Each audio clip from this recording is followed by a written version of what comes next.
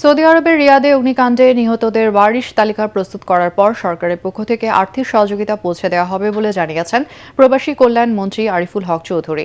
হযরত শাহজালাল আন্তর্জাতিক বিমানবন্দরে নিহত ৯ বাংলাদেশির মরদেহ হস্তান্তর শেষে তিনি এই কথা বলেন। এ সময় পররাষ্ট্র প্রতিমন্ত্রী শামা ওবায়দ বলেন, বাকি ৭ জনের পরিচয় শনাক্ত হলে মরদেহগুলো দেশে আনা হবে। আরও জানাচ্ছেন মনির হোসেন তপু।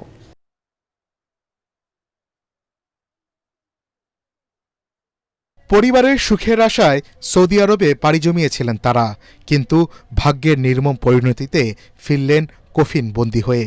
দেশটির একটি কারখানায় অগ্নিকাণ্ডে নিহত ১৬ বাংলাদেশির মধ্যে পরিচয় শনাক্ত হওয়া ৯ জনের মরদেহ দেশে আনা হয়।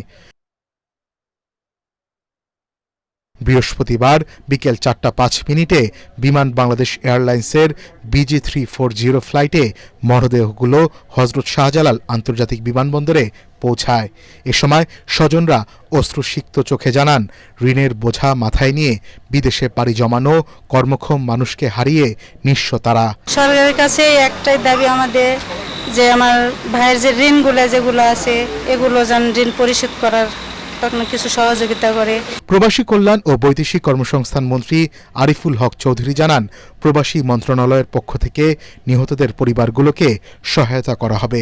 ওয়ারিশানদের তালিকা পেলেই আমাদের আর্থিক যে সহযোগিতা সেটা তাদের সেই ওয়ারিশানদের হাতেই আমরা তুলে দেব। সঠিক প্যাড আর সঠিক তথ্য দিয়ে এসব সামলে নিব এক হয়ে।